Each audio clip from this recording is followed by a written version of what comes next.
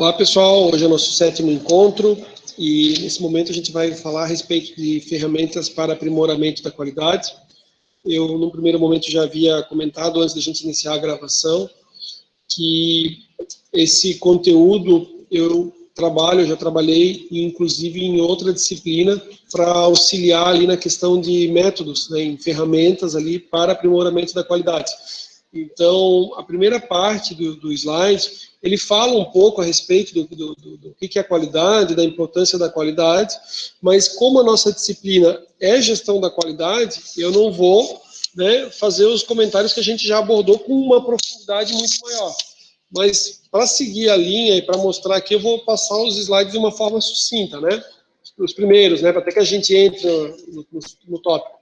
Então, uma delas era, né, a qualidade significava a satisfação dos usuários, produtos ou serviços que satisfazem as necessidades e expectativas dos usuários, né?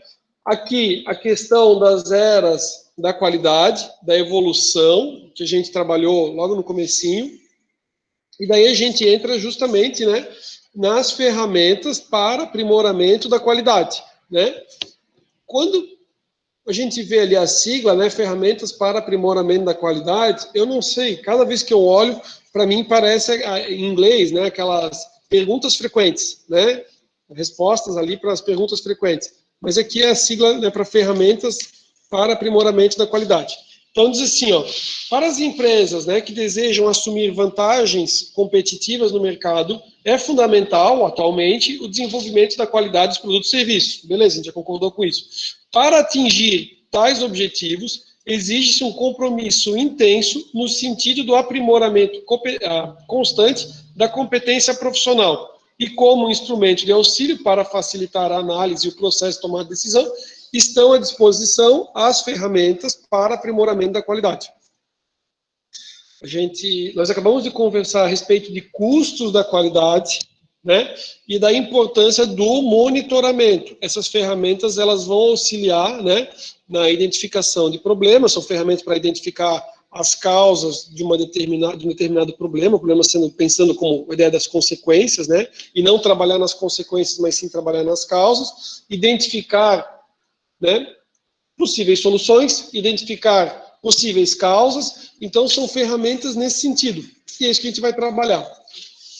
Segundo Williams, as ferramentas devem ser usadas para controlar a variabilidade, que é a quantidade de diferença em relação ao padrão, sendo que a finalidade das ferramentas é eliminar ou reduzir a variação em produto e serviço.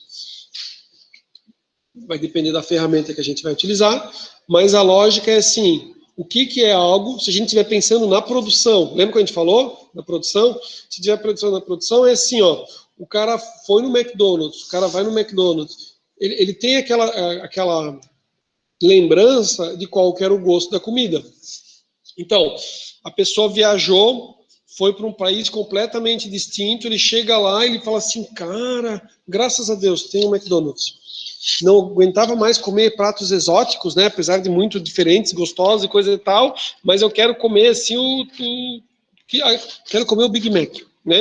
E daí a carne é carne de Big Mac, né? De Big Mac, né? Não sei, mas assim, e não ficar né? Enfim, da mesma forma, você imagina o seguinte: você vai ter um atendimento, você quer ter o mesmo tipo de atendimento.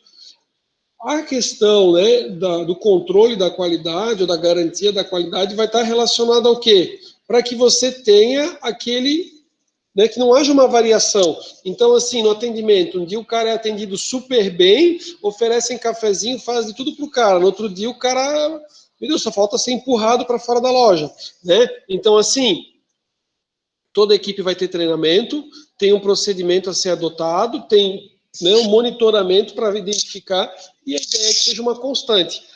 Garantir a qualidade vai ser garantir que não haja uma variação muito grande. E se houver essa variação, o objetivo vai ser cada vez mais reduzir. Se a gente estivesse pensando numa fábrica que produz porcas e parafusos, né, é que ele tenha sempre a mesma medida e que cada vez menos tenha, né, pequenas variações para que o produto esteja, né, dentro da conformidade. Estratégias, então, para reduzir essas variações. A gente falou que a qualidade seria, né, que não houvesse a variação, ou no mínimo possível. Para manter os processos estáveis e com um nível de variação mínimo, usa-se duas estratégias. Uma delas, padronizar os processos da empresa. Então, você vai ter um padrão. Lembra que eu falei do atendimento? Então, o atendimento vai ser padronizado, vai ser sempre o mesmo, para que não haja problemas, né? Para que não haja uma situação onde, dependendo da pessoa que lhe atender, ela, sei lá, não, como é que funciona aqui? E a pessoa diz assim, não, sabe atender telefone? Aí a pessoa fala, eu sei atender telefone. Então atende o telefone aí, a pessoa faz o pedido e você manda. O cara trabalha numa autopeças, né? Aí a pessoa liga e fala assim, olha, pode, né, eu preciso de tal peça aqui para o carro, aqui da oficina mecânica tal, estragou a bomba de combustível, você pode mandar a bomba de combustível, o carro é tal? Beleza, chega a bomba. Quando chega a bomba lá, o cara fala, não, beleza, vou te pagar no cartão. Aí o motoboy lá, ele diz assim, não, mas o senhor falou com a minha vendedora? Falei, o senhor falou que ia pagar no cartão? Não, né? Eu compro com vocês há meses já. Sempre quando a pessoa vem, ela me pergunta se precisa e me traz a maquininha. Eu sou um cliente que eu sou cliente há meses de vocês e sempre traz a maquininha. Então, assim, né, uma falha, né? Do coisa. Tem dois caminhos. Ou todo mundo tem a maquininha dos motoboys, já ser o padrão, ou, na verdade, lá do atendimento pedir. Por isso que, por exemplo, né, de locais que eu conheço, né, você inclusive aumenta o ticket médio, né? Você oferece mais produtos, né? Não vou falar de comida, né? Não vou falar do chefe Valdemar, mas vou falar de uma outra coisa, né? Hoje em dia todo mundo tem pet, né? Sandrigo tem cachorrinho, gato, alguma coisa? Não, Sandrigo não tem, né? Mas eu tenho, né? Aí você chega, ó, olha só, né? Meus colegas médicos veterinários, e o cara vai dizer assim, não, professor, eu não quero saber de pet shop, é uma coisa. Médico veterinário é outra coisa, né? Mas assim, ó, dá para ganhar dinheiro, tá? Enquanto você está lá atendendo, clinicando, fazendo determinado procedimento cirúrgico, atendendo um animalzinho lá numa consulta, né? Ó, o pet shop está funcionando, ó. Tem lá as menininhas da tosa, tem o pessoal, né? E tem a questão do medicamento. Aí chega alguém lá e diz assim, ó, eu vim comprar ração para o cachorro, ok? Se não tem um tipo de treinamento, a pessoa leva a ração para o cachorro, vai embora, nem sabe de nada, né? Agora, se você já pensou um pouquinho mais, você já tem o quê? Você já tem um cadastro, né? No computador, ela fala assim, você tem cadastro? Já tem o cadastro. Aí você já tem um acompanhamento do que foi comprando, né? Tem o telefone WhatsApp, às vezes para mandar uma mensagem, olha, não quer fazer uma tosa, não quer fazer um plano, a gente começa a fazer planos, né? Planos que eu digo, você vai pagando por mês, né? Além disso, olhem só, a pessoa chega, vai lá no pet shop, pode só vender ração, mas você pode aumentar o ticket. Então a pessoa foi até a sua loja, foi lá comprar com você. Você fala assim, olha, como é que está o animalzinho, né? Ele já, como é que está o acompanhamento dele? Precisa de todo mundo vai falar precisa, né? Mas a questão assim, ó, dele tomar aí vocês me ajudem, né, de medicina veterinária, né? É vermífugo, como é que é o nome, né? Tomar o vermífugo, tomar lá o pra pulga, aquele do, como é que é o Bravox? Eu sempre falo errado, não sempre de que é Bravox. Bravox é o nome de uma marca de caixa de som, né? Mas tem um nome que é bem conhecido. Aliás, também não preciso fazer propaganda, ainda mais que vai ficar no YouTube, né? Mas é Braveco, acho que é, né? Braveco, uma coisa assim, né? Então, assim, pior quando for ver depois e eu perguntar para alguém e falar assim, não, professor, não era nenhum dos dois, nem o Bravox, nem o Braveco, né? Ó, Bravecto, obrigado, né? O que acontece? Vocês viram que eu nem sei o nome do medicamento. Jamais ia conseguir comprar, né? Como é que o professor vai conseguir comprar? O máximo que eu vou conseguir comprar é ou se a esposa disser, né?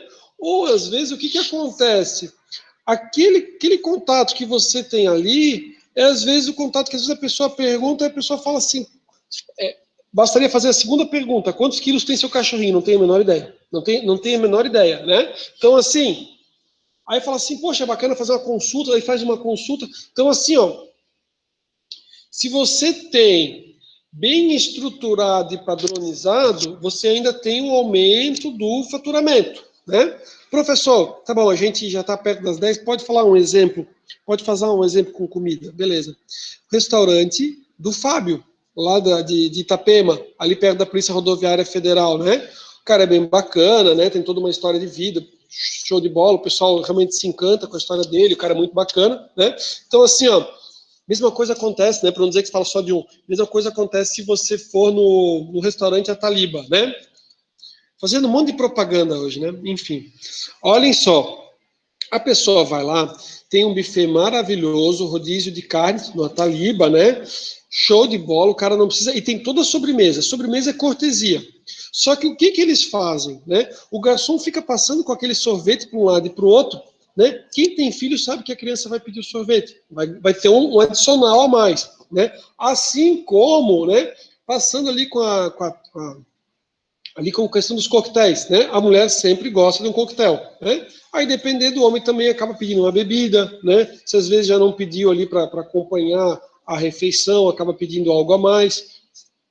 Então, assim, ó, é estratégia. E da mesma forma que tem para o restaurante, você consegue utilizar para outras situações, né? Professor, e se alguém nunca falasse do tal do medicamento, quando é que o senhor passaria no pobrezinho do cachorro, coitado, né? Graças a Deus o pessoal, né? Nem todo mundo, tá? Nem todo mundo. Às vezes tem um monte de local que tipo, você só comprou e a pessoa nem se liga, não te pergunta, né? Beleza? Vamos adiante. Ah, e daí, um deles é padronizar os processos da empresa e o segundo é controlar a variação dos processos, envolvendo então as ferramentas adequadas, visando a sua redução. Os objetivos das ferramentas, segundo Oliveira, né, são facilitar a visualização e o entendimento dos problemas. Como a gente foi, e eu mostrei ali um pouco a respeito de alguns gráficos, quando a gente falou sobre custos da qualidade, a gente verifica que visualizar graficamente auxilia na compreensão e é rápido. Você bate o olho e fala assim, cara, a gente tem que trabalhar nesse ponto. Então, essas ferramentas vão auxiliar também nisso. Sintetizar o conhecimento e as conclusões. Vão também, né, depende da ferramenta, desenvolver a criatividade, ou seja, na busca de novas soluções, soluções alternativas. Tem ferramentas que a gente vai utilizar que às vezes não é nem a ideia de um ou de outro, é assim, um deu uma ideia, o outro deu a segunda, e daqui a pouco daquelas duas ideias surge uma outra, sabe? Por isso que é tão importante, né, a gente trabalhar essas ferramentas. Outro, ou também, permitir o conhecimento do processo e, né, fornecer elementos para o monitoramento dos processos. Das espécies de ferramentas. Então, assim, ó, para analisar essa variabilidade nos processos, podemos utilizar várias ferramentas, sendo que as citadas a seguir não são as únicas, né? Mas são as mais utilizadas. Então, a gente vai falar, né, sobre algumas delas, né? Estão aqui. Então, a gente tem, ó, folhas de verificação ou coleta de dados, o fluxograma. Eu comentei rapidamente com vocês, né, a respeito do organograma. O organograma vai mostrar a estrutura hierárquica. O fluxograma vai mostrar como é que ocorre o fluxo. Então, se eu tenho, né, vários processos, ele vai mostrar qual que é o processo anterior, qual que é o próximo e qual que é a sequência. O gráfico de Pareto, também conhecido diagrama de Pareto. O diagrama de causa e efeito, também é conhecido como espinha de peixe, ou diagrama de Ishikawa. Ishikawa, justamente, guru da qualidade, Ishikawa.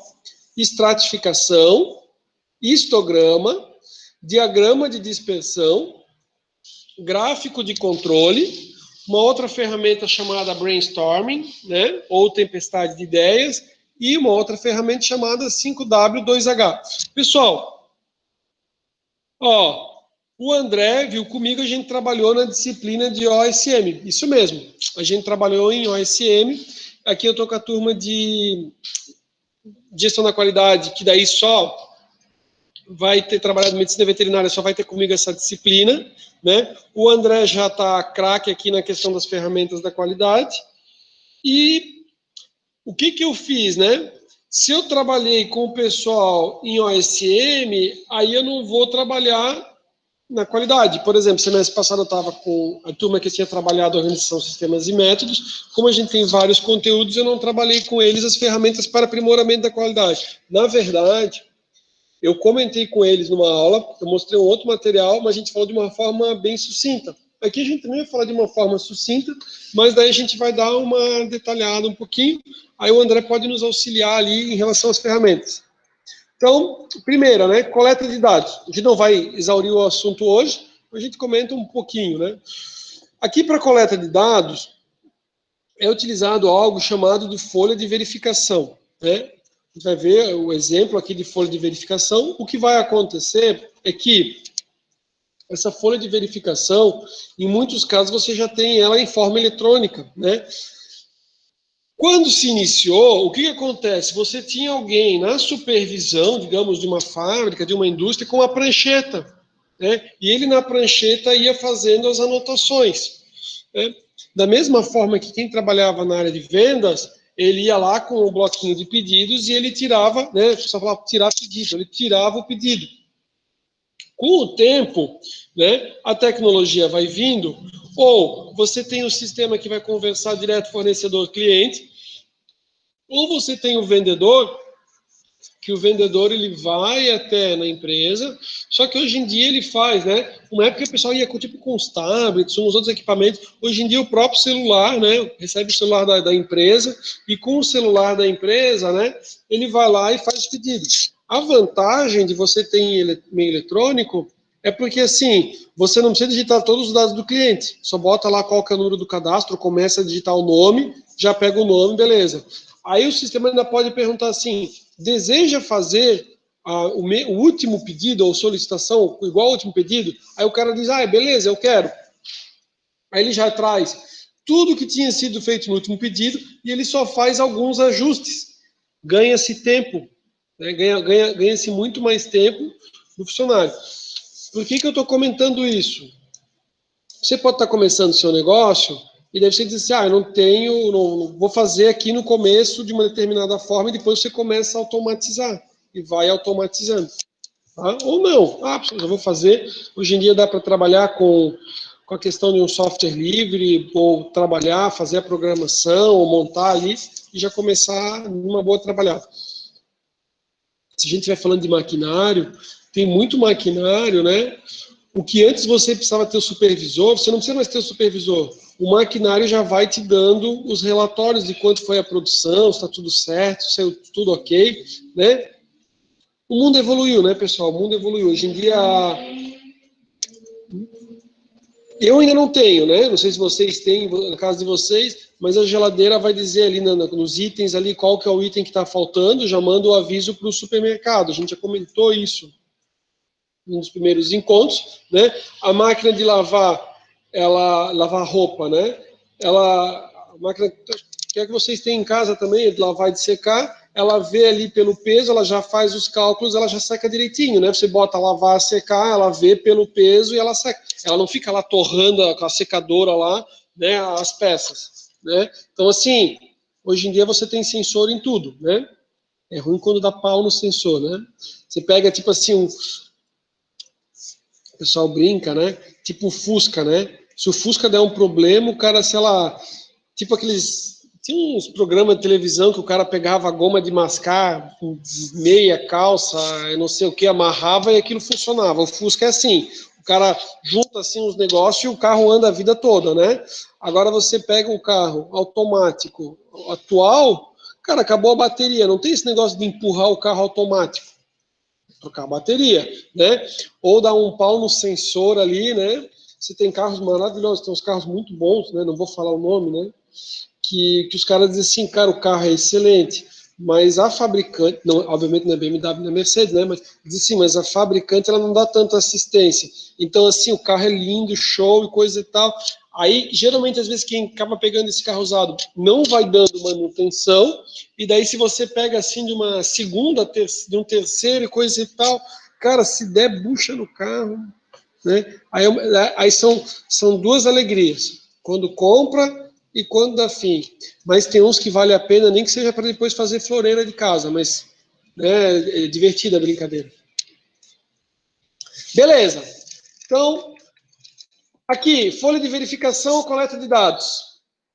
Passos para a construção, né? Definição do objetivo, o que você quer medir, o que você quer mensurar, quais são as perguntas, defina a qualidade e o tamanho da amostra, vai entrar aquela questão estatística, defina onde que vão ser coletados os dados, em que momentos ali do processo, Elabore, então, a folha de verificação e as instruções, determine com que frequência vai haver essa coleta dos dados, escolha quem é que vai fazer a coleta de dados, é importante que ele saiba, por isso que é importante treinar ele, e daí realizar a coleta. Então, o que se quer medir, né, quantas vezes vai ser feito, qual que é a necessidade do tamanho da amostra, a ideia da confiabilidade, a gente estou aqui com o Sandrigo aqui, aí quando a gente falou sobre o resumo estatístico, ele até falou, até para identificar ali o resumo, né, o nível de confiança que se almeja, tá? E aqui um exemplo, ó, da folha de verificação, um exemplo que ele traz aqui é o diâmetro, né?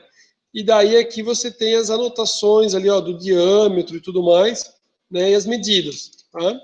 Aqui um outro exemplo de folha de verificação, onde ele vai trazer, né, não conformidades no livro de suspense. Esse exemplo aqui, ele é interessante porque, na verdade, ele vai uma sequência, ele vai daqui, a gente vai fazer outros gráficos. E eu deixei ele aqui, então ele diz assim, ó, legendas trocadas. Então, quem foi fazendo a verificação, né, o coletor, ele vai dizendo assim, ó, quantos erros aqui ele encontrou, né? E daí depois ele faz o somatório. Por quê? Porque assim, ó, se você não está medindo nada, você não sabe por onde começar, né? O que eu vou ter que resolver? Por onde eu começo? Aqui ele já diz assim, olha, o seu maior problema é relacionado a erros de tradução, 32.